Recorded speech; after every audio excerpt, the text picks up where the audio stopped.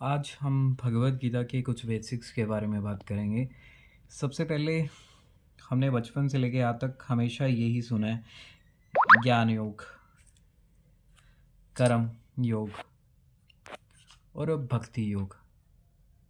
क्या ये तीनों योग अलग अलग हैं? सबसे पहले अगर हम दो एग्जाम्पल लेके चलते हैं। एक कृष्ण है एक साइड, और एक साइड एक नॉर्मल इंसान है हमारी तरह। कृष्ण के लिए ये तीनों चीज़ें एक हैं। वो कैसे, हम बात करते हैं। एक नॉर्मल आदमी के लिए ये अलग अलग है। वो कैसे? जब नॉर्मल आदमी की हम बात करते हैं, उसके ओपिनियंस की बात करते हैं, क्योंकि वो कहीं पे भी जन्म ले सकता है। हो सकता है उसका दिमाग बहुत अच्छा हो, उसका इंटेलेक्ट, जिसे हम इंटेलेक्ट भी कहते हैं, कि उसका इंटेलेक्ट बहुत अच्छा हो सकता है। इसलिए हम उससे कह सकते हैं कि जो उसकी अ, जो उसकी इंक्लिनेशन है वो ज्ञान की तरफ है ज़्यादा, इसलिए वो ज्ञान योग फॉलो कर रहा है।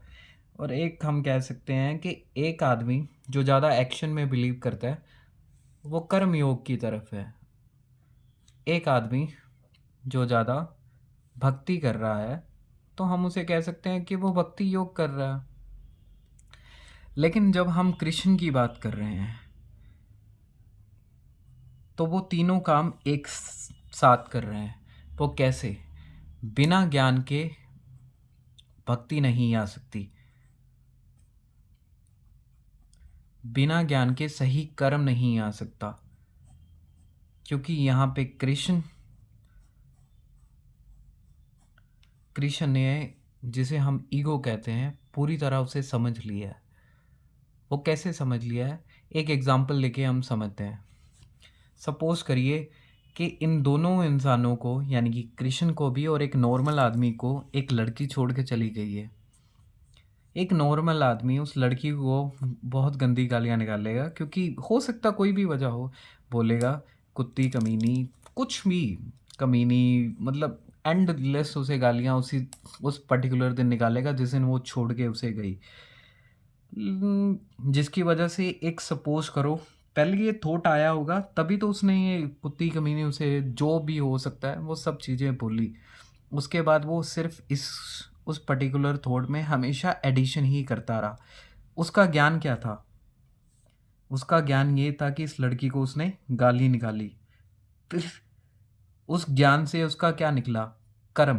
कर्म क्या था? कि उसने उसे कुत्ती, कमीनी, हरामजादी, जो मर्जी कहा। और भक्ति भी यही थी कि उसकी भक्ति ही गलत थी, क्योंकि भक्ति उसकी क्या थी? किसी को कुछ गलत कहना। एक नॉर्मल आदमी यही गलती हमेशा करता है कि उसका ज्ञान भी अगर गलत है तो उसका कर्म भी गलत होगा। अगर उसका कर्म गलत है तो उसकी भक्ति भी गलत होगी।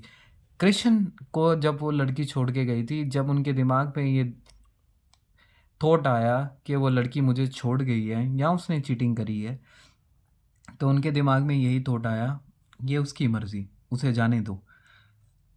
एक सही ज्ञान होने की वजह से एक सही कर्म आया।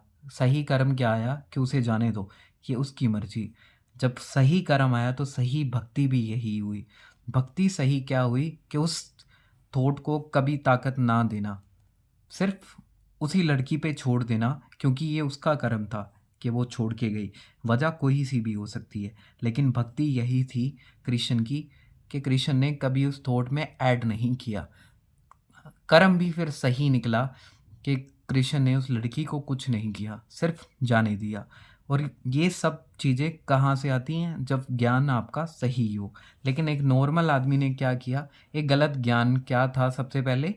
कि वो लड़की कमीनी है, कुत्ती है, जो मर्जी वो उस लड़की को बोल सकता था उस वक्त। फिर उसका कर्म भी क्या हुआ? गलत हुआ। कर्म क्या गलत हुआ? कि उसने एडिशन कर दिया, कुत्ती, कमीनी, जो मर्जी है। भक्ति भी उसी की तरफ गई। उसकी भक्ति क्या थी? कि उसने जब तक 1 महीना 2 महीने, जब तक उस लड़की की याददाश्त उसके दिमाग से पूरी तरह चली नहीं गई, वो हमेशा उसे गालियाँ देता रहा, वो उसकी भक्ति सिर्फ करता रहा। लेकिन ये भक्ति क्या थी? गलत थी। यही ज्ञान, कर्म और भक्ति है। यानी कि कोई एक कृष्ण है, कि आपको सिर्फ कृष्ण ही बनना पड़ेगा अगर ये तीनों चीज़ें आपको फॉलो करनी है। नहीं तो हम इसी एक भ्रम जाल में पड़े रह जाएंगे। हमें ये लगेगा कि ज्ञान, भक्ति और कर्म तीनों अलग अलग हैं। Thank you.